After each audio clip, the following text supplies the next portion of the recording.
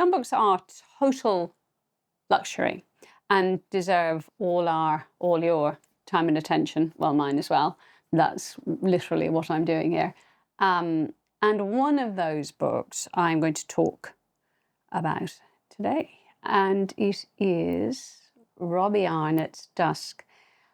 Robbie has written, this is his fourth book. You'll know Flames, Rain, Heron, Limberlost, and Dusk is his fourth. It's a luxury. It's a book to fall into and just let your author do the work. And boy, does he do the work. If you have read Arnott before, you'll know that he has a little bit of fun with genre. And you could be reading something slightly speculative, something slightly surreal, or with supernatural elements, or playing it very straight. In Dusk, we have, I think, a mashup in a way of what David called boy's own adventure, crossed with urban legend, crossed with fairly classic, I'm about to say classic romanticism, but I think I might be putting two words together that probably, have a rapport with each other. And by romanticism, I am looking at the kind of the thinking about the sort of the ruin and the landscape that speaks of what came before and what is absent to a certain extent. Dusk refers to, in this novel, and the more I speak, the more I realise the clever things he's been doing, but ostensibly refers, it's a name given to a puma. And when I say urban legend, Robbie Arnott is probably playing a little bit with the mysterious cat sightings, a large black cat seen in the wilderness, and we had loads of those back in France, and it pops up its head regularly as a sort of, a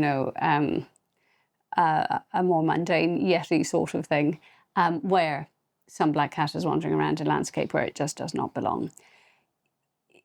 However, in order to explain an urban legend, and people have all sorts of theories about that, all we can do is, and all Arnott does is posit. He just gives us, it's his story. It's an explanation in a way of where that might come from, but it's not all that he's doing. So we have a brother and sister. I liked that a lot. I loved this relationship between Iris and Floyd Renshaw.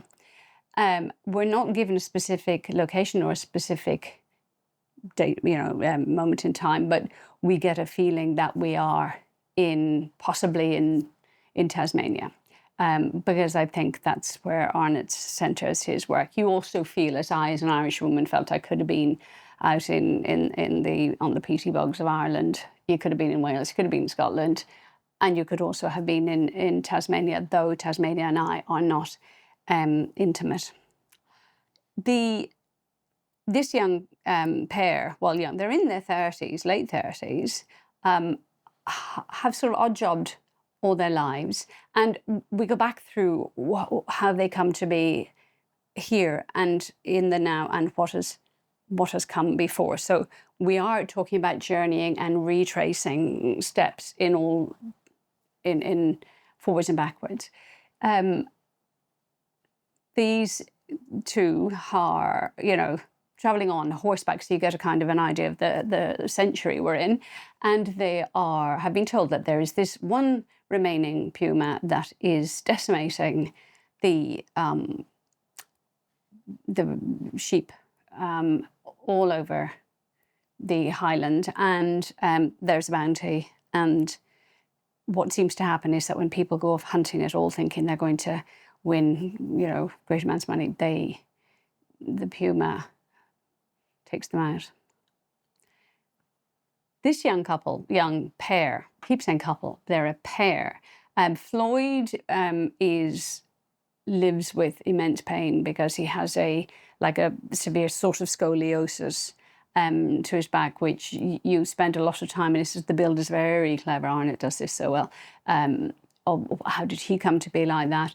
They have a reputation. They are the children of convicts who, small crime, came out and continued diddling people and worse possibly. And how did their parents bring them up? How did they come to be associated with this surname that is itself associated with their parents, who became very well known for their shenanigans? So outcasts. We're unsure whether they are completely set on hunting down this great cat. And their journeys, I can't tell you anymore because it is just magnificent the way the story gets rolled out for us in this amazing landscape. You could stop on any single one of the sentences in this book and it's just a marvel. And this is kept up all through the novel.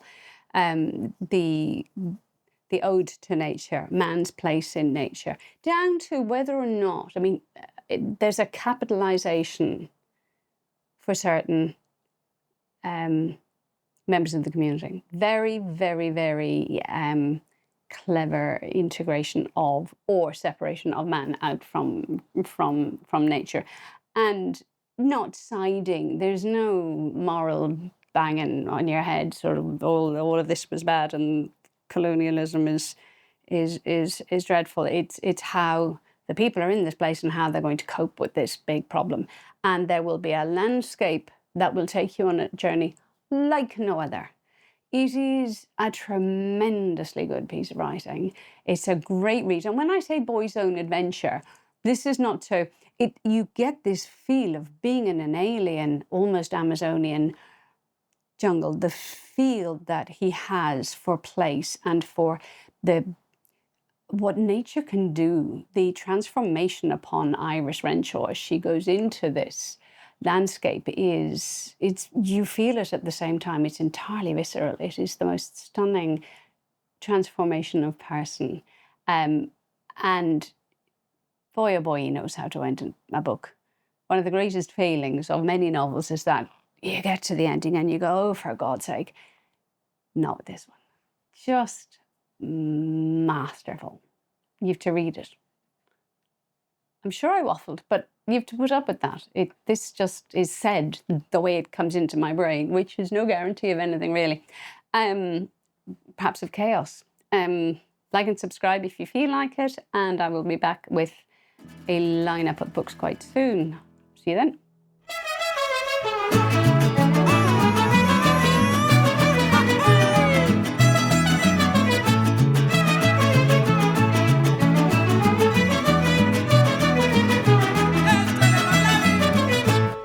Baila que baila la luna, baila que baila mi amor. Tengo la grande fortuna de estar en tu corazón. Baila que baila la